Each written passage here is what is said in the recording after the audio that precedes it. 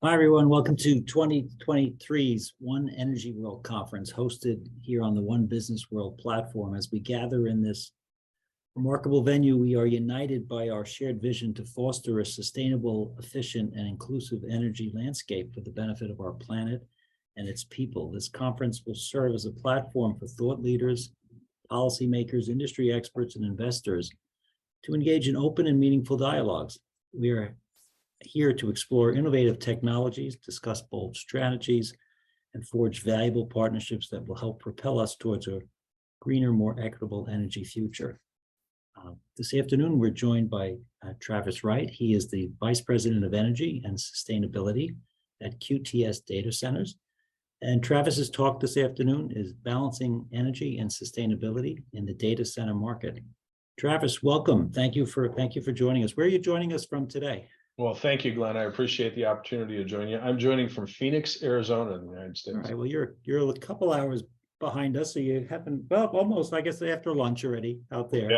Yeah. So welcome joining us in from the desert, where never have they done so much with green and brown. Well, yeah. brown and red on the color. Not a whole lot of green out there, right? For sure. Yeah, it's a fun place to live. Terrific, wonderful place. I've been a couple of times. Let me hand it off over to you. We look forward to your presentation. I'll join you on the backside. Well, thanks. I'm going to go ahead and share my deck.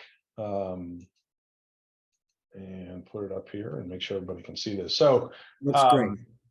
Thank you. So I love starting sustainability discussions with this slide, because what you're seeing here has incredible dichotomy. It's the building, that sort of smallest looking gray and red building you see in the foreground, is QTS's data center in the Netherlands.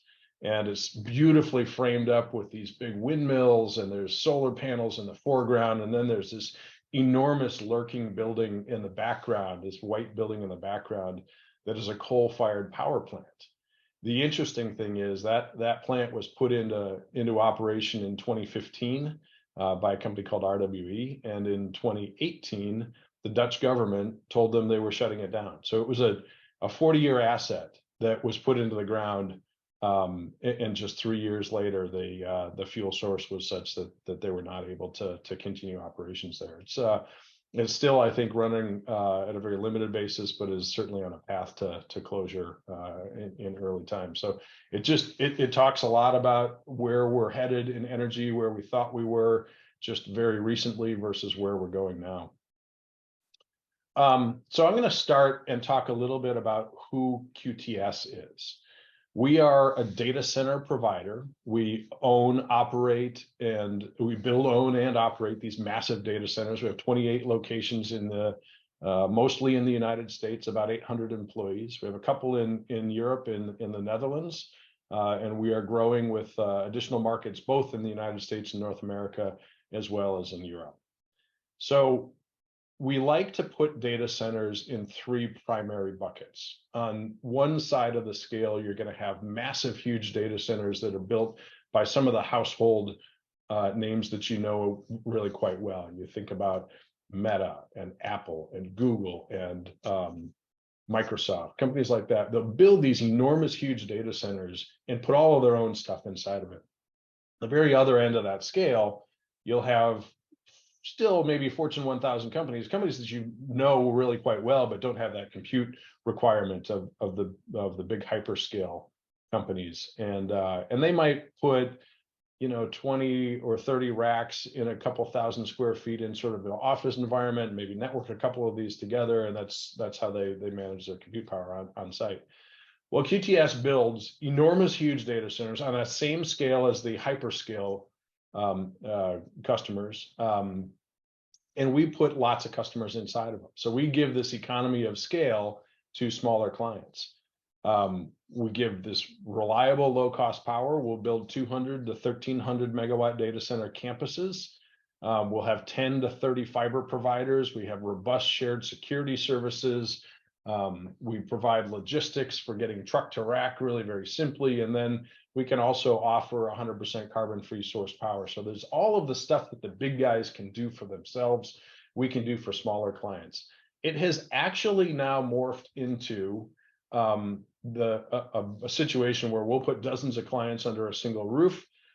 Sometimes now those hyperscale clients have started coming to us and saying, we want you to build an entire campus for us. So we might build a 200, 400, 600 megawatt campus for those hyperscale clients. Huge, massive loads in a very power dense building.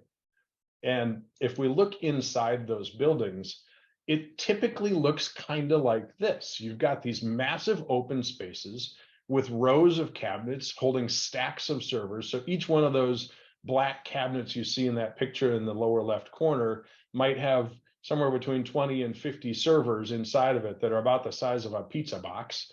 And each one of those is an individual computer. They're all networked together, and they sort of act as one if they need to. 90% of the power that's delivered to that server turns into heat, and that heat needs to be removed. So we deliver cold air under a raised floor. It's pushed up right in front of the cabinet that's holding all these servers. It's sucked in through that server through fans, and then that hot air is then returned back to that air conditioning system. There are other methods, and truthfully much more efficient methods of cooling that are a little bit less common. That what you're seeing here is actually the way 90% of the data centers on the market actually operate today. That shift is coming. We do think that there is liquid cooling technology that I think is going to start improving efficiency even beyond what it is today. But today, most of it looks a lot like this. The interesting thing to note is that global internet traffic is expected to grow compound rate of about 24% between 2021 and 2026. So massive amounts of internet traffic is going to continue to go onto the market. When you think about things like AI and cloud computing and self-driving vehicles, things that are just taking an awful lot of compute power. Even the fact that everybody in the planet now practically has a phone, and every time you touch that phone, you're manipulating data, you're sending it to a tower that's going to a data center, it's manipulated and sent back to you. It's an amazing time of the world that we're living in today, where internet traffic is growing so substantially. The interesting thing to note, though, if you look at that little chart that's over on the left-hand side, that first light blue line is internet traffic and what has happened from 2010 to 2021. The darker line is the data center workloads, how much compute is actually happening to handle that internet traffic. And the green line down on the bottom is data center energy use, really quite flat in comparison. And there's a couple of reasons for that. The chip level processing power per watt is improving, and that is a huge component of this. So every time they make a new generation of processing chip, it gets better. It uses less energy to do more stuff. And that's a big impact in data centers being able to deliver more compute power without using more amounts of energy.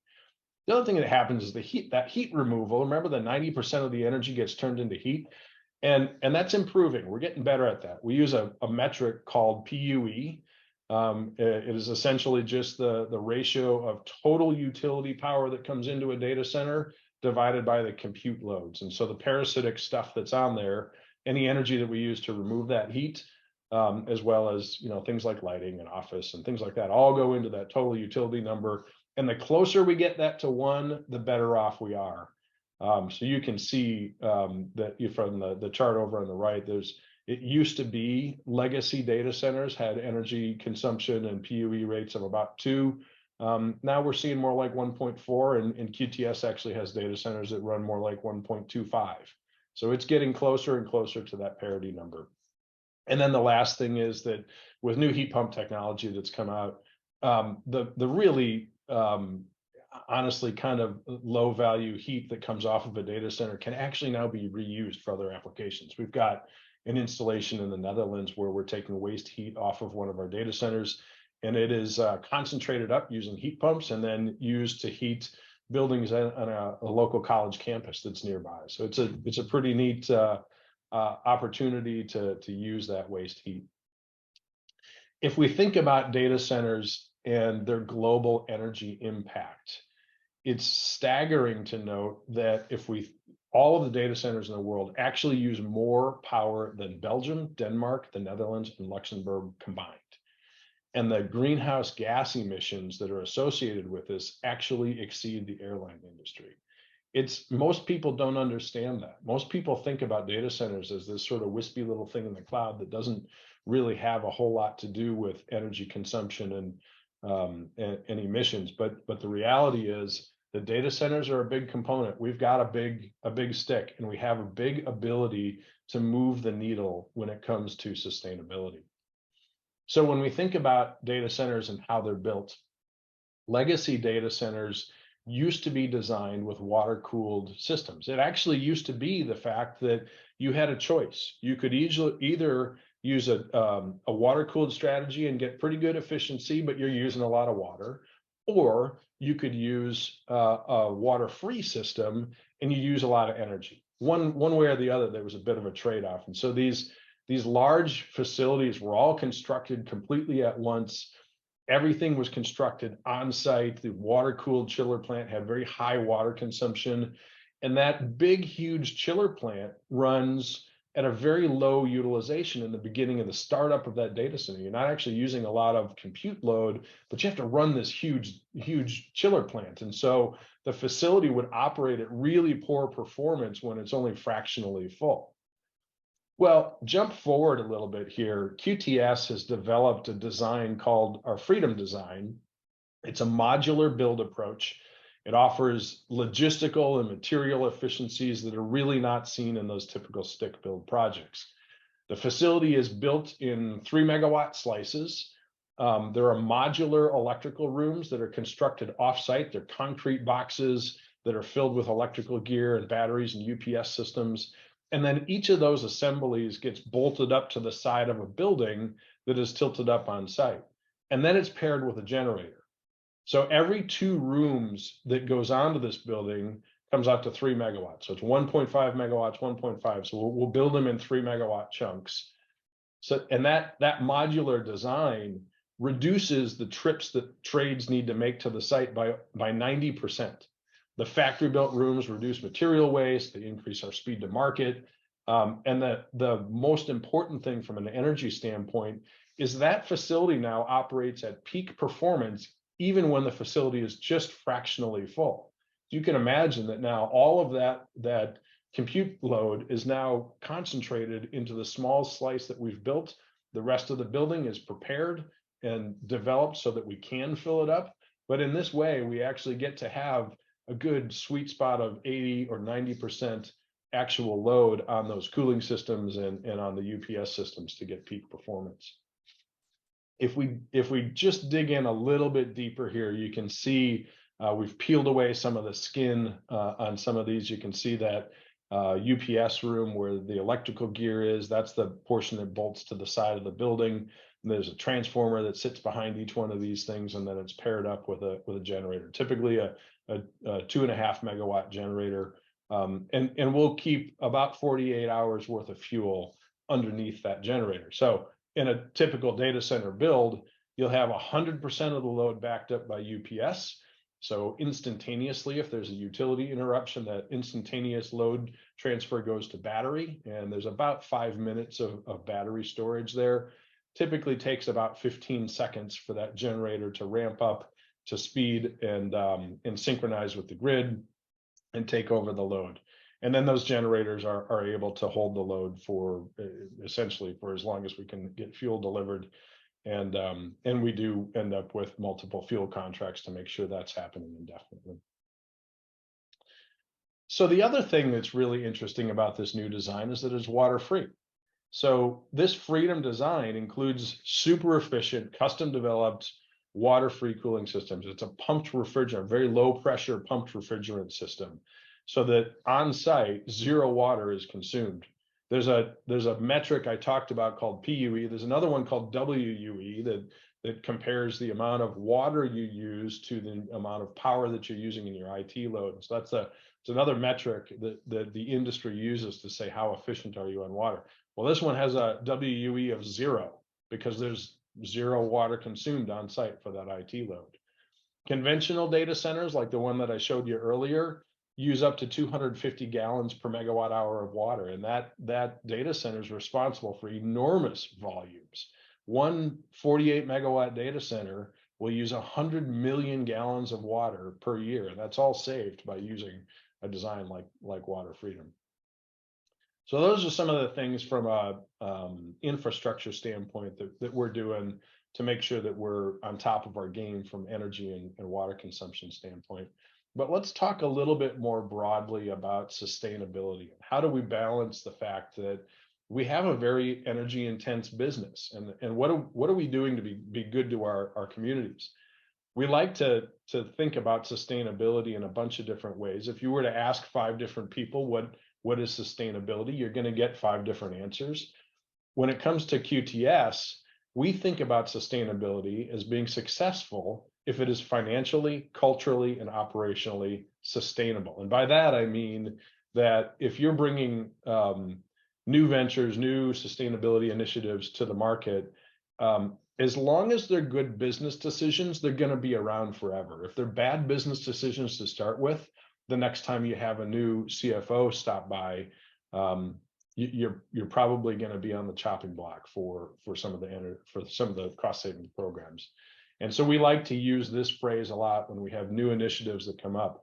We can create value for our stakeholders and benefit society at the same time. Further framing up our strategy, we use the very, very common ESG stance. So we think about environmental as our influence and impact on the environment. So we really think about energy, water, and waste. On the social side, this is a big one for us. It's our relationships with our employees and with our communities.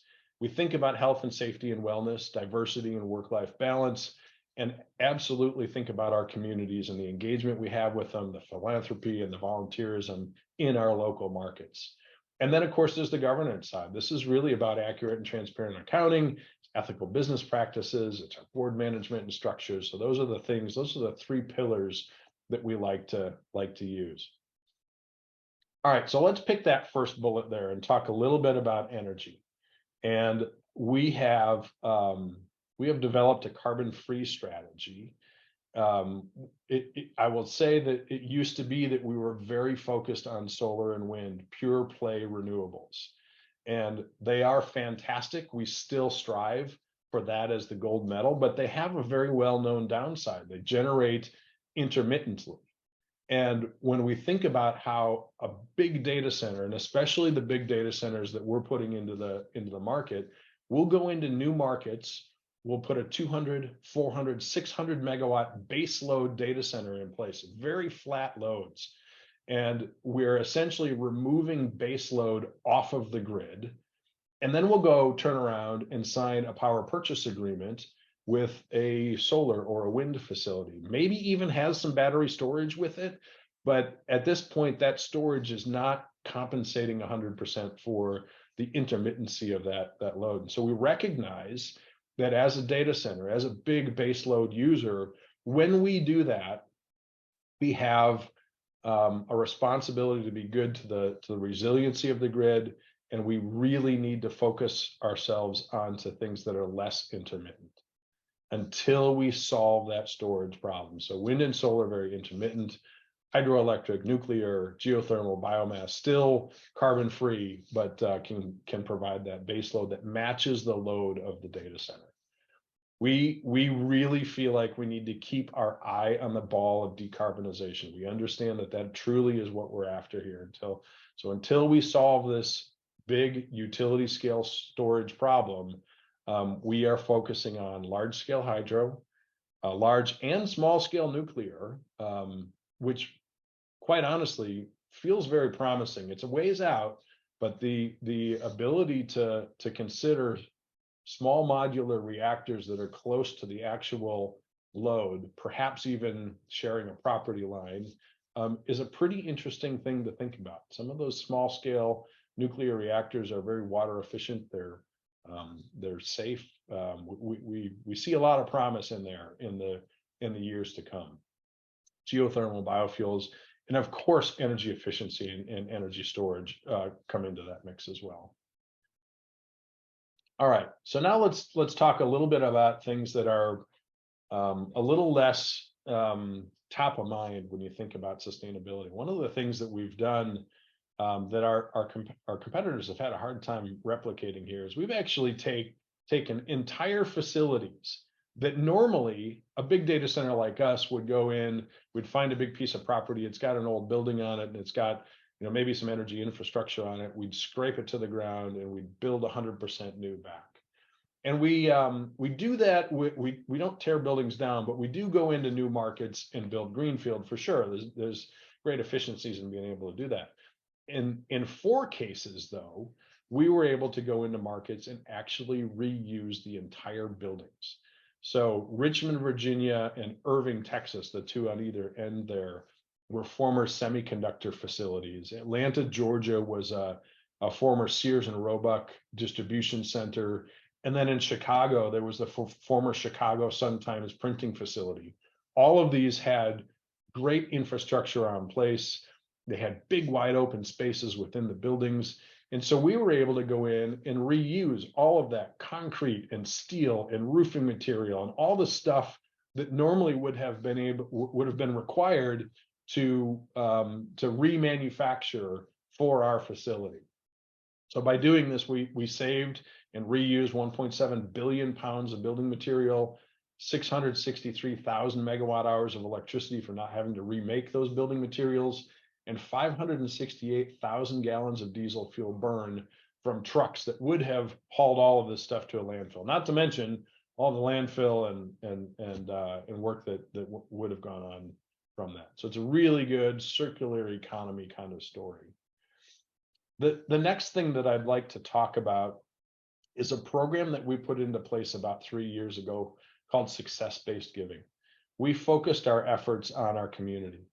And we said, how can we go in and make a difference? Even if it doesn't really have to do with data centers, how can we go in and make a difference? And let's make sure that as the company grows, our charitable efforts also grow. So in this first one, it's called Grow with QTS. We developed a program where for every 100 kW in a data center market, we measure our sales based on kilowatts or megawatts that we lease to a customer. So we have made the commitment that we're going to go plant 1 tree per month for every 100 kW that a customer signs with us. We work with a really wonderful organization called American Forest. Targets the US markets that have been ravaged by wildfires or have some urban revitalization projects. And so today we're planting tens of thousands of trees every year just because customers are doing business with us. Doesn't cost them anything. There's nothing special required there, but it's a really neat thing for us to be able to make sure that we continue to give back to our communities in a meaningful way. The next one I want to talk about is a program where we're offering clean drinking water resources to people who are very much in need. And so we partnered with an organization called World Vision. They go to mostly Central African communities, Uganda, Kenya, Zambia, and we did something very similar. We said for every 100 kW that a customer signs with us, and in fact, both of these programs, we went back in time, and anything that any customer has already signed with us, we're providing 3 people with clean drinking water for the life of the contract. We went one step further, though, on this one, and we said for every 12 megawatt or larger deal, we're going to go into a community and we're actually going to drill a water well and develop a water point for the entire community to have clean drinking water for decades. And it is life-changing. These are people who would spend 5 hours per day walking with a bucket to sort of a muddy hole to get water. And then they get sick from the water that they're drinking. This is a life-changing thing for many, many people. And we are so proud to be able to give back based on our success. The third program partners with an organization called the US Dream Academy. And this is a really nice one that it's based in the United States. They support kids primarily with incarcerated parents. Usually 1, sometimes 2 parents have been incarcerated.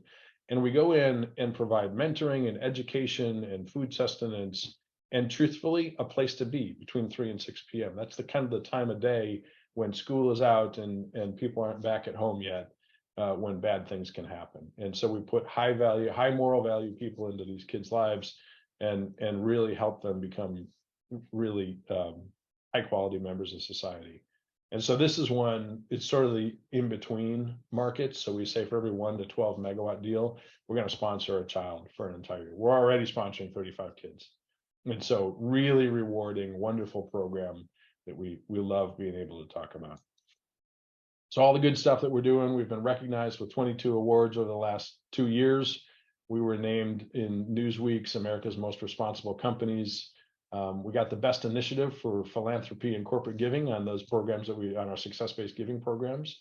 And then top 10 global hyperscale data center sustainability leaders from Data Center Magazine. So it's really neat to be able to not only do great things, but then get recognized for it. And finally, last slide here, the last thing that we like to be able to do is talk to our customers about what we're doing and why we're doing it, and be very transparent about the metrics and the energy consumption, the water consumption, the carbon footprint that customer is actually responsible for in our data center. And by measuring it and monitoring it, we're going to get better at it. So we've developed the industry's first and best sustainability dashboard that really allows our customers a very clear window into their environments and exactly what's happening within their environments. We're pretty proud of our ability to be able to deliver these great messages to our customers. So there we go. That's QTS in a nutshell, and what we do and how we balance the demands of the industry with sustainability.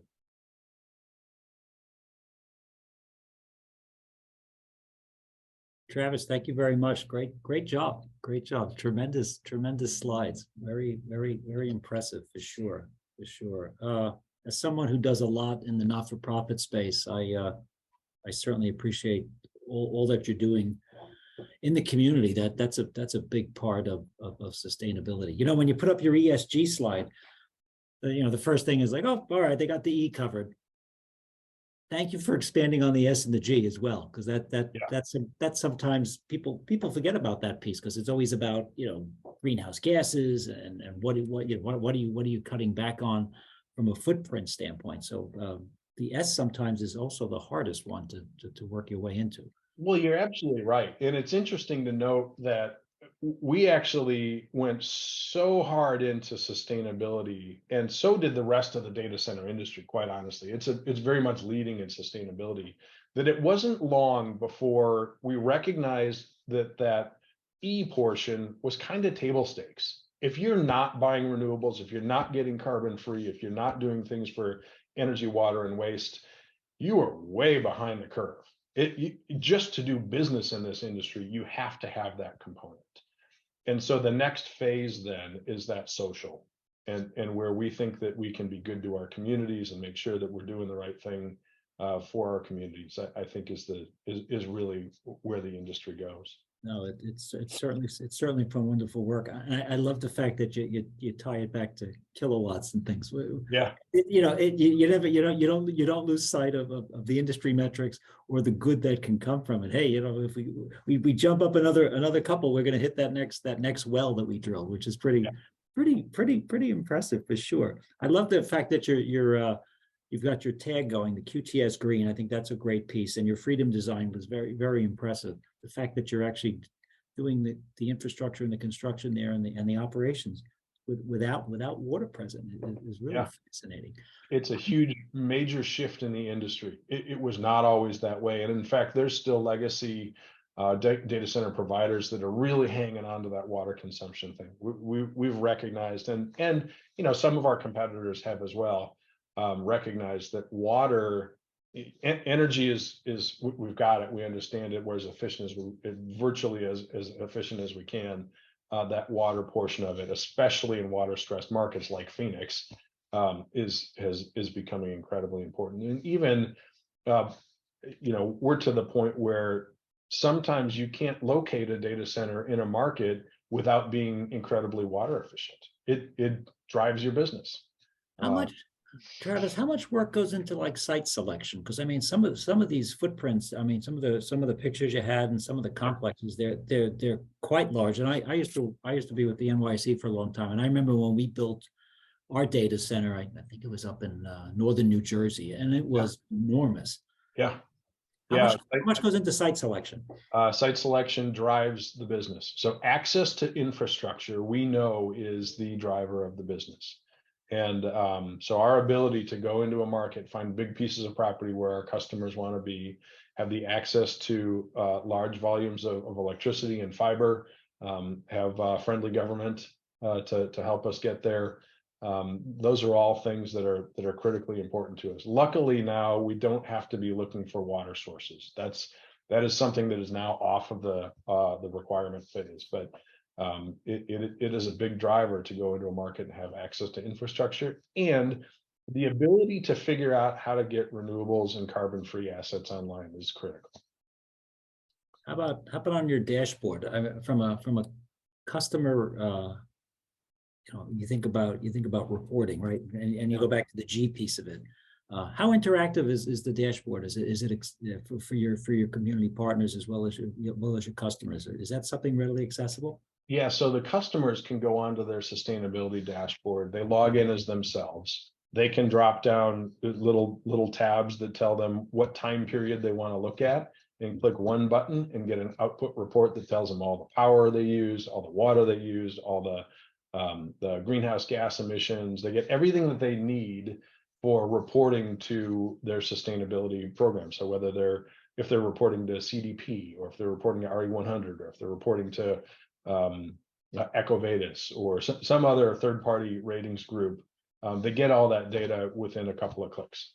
And we are really the only data center company that is that transparent and that easy to work with. No, that's fantastic. I was thinking even for some of the you think of the public companies in our audience here, and with all of that's going on with the SEC and the different levels of reporting there, including not only yourself but then your customer, and who does your customer use? Right. Having the accessibility for one of your customers to be able to get that information, in a time crunched market where you have to report quickly, and Yep. is really helpful for sure. And your earlier piece there, I just want to make sure I understood it again. The data that you're generating more energy or more greenhouse gases than Belgium, Denmark, Holland, and Luxembourg. Yeah, it was the energy consumption. It's the energy consumption. That's I know those are the low countries, but that's pretty impressive. When you're talking about energy used compared to countries, that's a pretty big deal. That's a pretty big deal for sure. Absolutely. Well, listen, thank you for joining us today here at One Energy World. What a tremendous presentation. All over the sustainability piece here in the data center market. Thank you for all your work and your success, and continuing to keep that mindset there. The sustainability mindset is so important. And sometimes people, you think about different industries, and perhaps they come back and they say, "Oh, I'm not sure how that even applies." And you guys nailed it. You jumped right in. You're scoping it out, and it's part of your fabric. It's how you design. It's how you build, and just an outstanding job for sure. Well, thank you, Glenn. I appreciate you having me today. Thank you for joining us, everybody. Travis Wright, VP of Energy and Sustainability at QTS Data Centers. Great presentation, Travis. Have a good rest of the day. Thanks, you too. Take good care. Thank you.